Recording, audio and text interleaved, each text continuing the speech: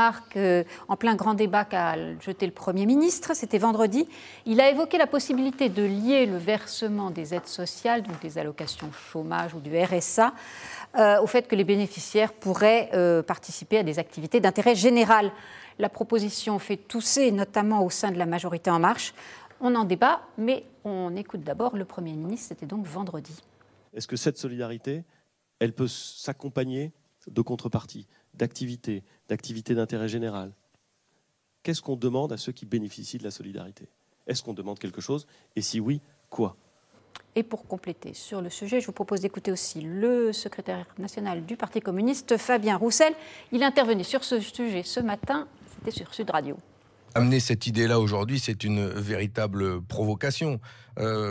Pourquoi pas poser le problème autrement, c'est-à-dire créer des emplois qui répondent à des besoins. Il y avait avant les contrats aidés, il y a des besoins dans les hôpitaux. Au lieu de dire on va verser une allocation, on va vous demander de bosser, mais embauchons.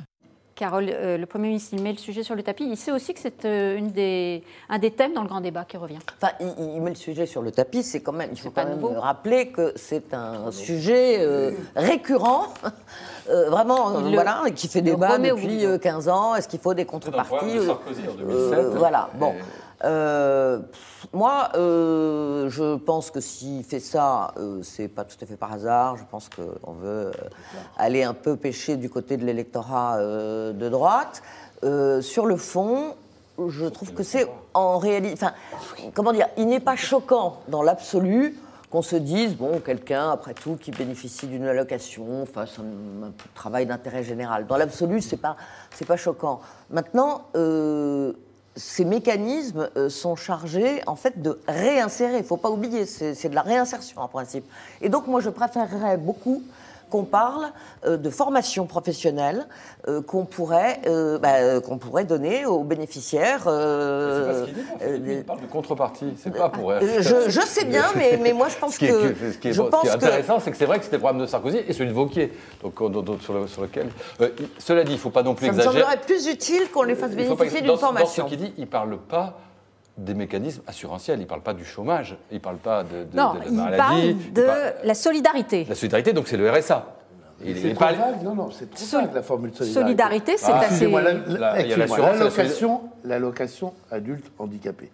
C'est évidemment une mesure de solidarité. Alors, ce serait inconcevable d'exiger en contrepartie... Mais ce que tout à l'heure on disait, c'est pour le chômage. Toute la partie assurantielle, voilà. Donc déjà, toute la partie assurantielle, elle n'est pas dans ce cadre-là. On cotise, on a ensuite des allocations. Donc chômage, retraite, maladie, on ne va pas en plus bosser parce qu'on touche l'assurance maladie.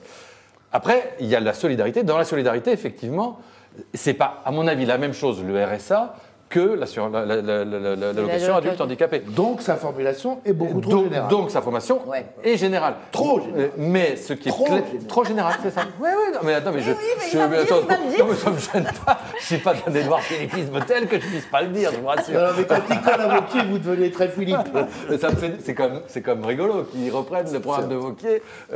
Et ce qui est en tout cas intéressant, c'est que ce qu'on voit bien, c'est que personne ils ne font rien. C'est-à-dire que Griveaux a dit on le fera pas. Bruno Le Maire ce matin dit garant des droits acquis, il dit jamais nous ne ferons ça.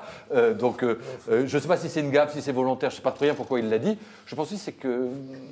Est-ce que c'est pour marquer. Est-ce que dire c'est pour plaire à la droite? Si, c'est un peu. Mais ça plaît à la droite si on le fait. Droite. Mais comme à la fin ils ne le feront pas, ça ne plaira à personne du tout. Oui, ça énerve la gauche. Oui, Denis Tillinac. C'est pas tant pour plaire à la droite, peut-être qu'il y a cette arrière-pensée, même sûrement, mais c'est surtout pour plaire à une foule nombreuse, très nombreuse de petites gens qui sont autour du SMIC, qui rament, alors que c'est une partie du phénomène des jeunes, que j'entends dire, mais tous les jours je l'entends autour de moi, dire ouais, nous on bosse, on est arrivé, et le voisin qui perçoit le RSA ou je ne sais quelle allocation, il traîne toute la journée, et c'est scandaleux, il pourrait les ronds-points, c'était ça. C'est à cela qu'on s'adresse. Denis a raison, c'est même plus important ça, pardon Alexis, que le fait qu'il soit la même chose que Wauquiez. Parce qu'il sait très bien quand il dit ça, qu'il est en écho, et d'ailleurs si on faisait des sondages précis là-dessus, à mon avis, il aurait eu de l'approbation. Il y a un écho populaire assez large. Et d'autre part, c'est une des mesures demandées dans le grand débat. Comme le disait Marie-Amélie, c'est une façon de montrer pour lui qu'il écoute ce qui se passe. Et en plus, dans un certain mesure, c'est vrai, puisque effectivement, c'est une des. Enfin, les gens à la campagne, effectivement, les gens disent ça, nous on bosse, les agriculteurs disent nous on bosse et il nous reste 300 € à la fin du mois, le gars il touche le RSA, il fait 2-3 petits trucs au noir à côté, il vit mieux en bossant 10 fois moins. Il y a une initiative qui avait été prise dans le Haut-Rhin. Il y a un an, de mémoire. C'était 7 heures de mode et ça a été validé par le Conseil d'État. Et ça a été validé sous réserve que ça ça n'empiète pas sur le. Ça serait intéressant de. Je te dis que je n'ai pas eu le temps de regarder, mais de savoir quel est le bilan après un an d'application. Demandez au directeur de Figaro une enquête. On va faire ça. Modèle au Rinois. Et si ça marche bien, il y aura une grosse publication. Si ça ne marche pas très bien, il y aura une petite brève. Heureusement, Olivier sera là pour nous donner des bons ou des mauvais points. Et ça sera l'occasion d'en reparler d'un point de vue. Voilà.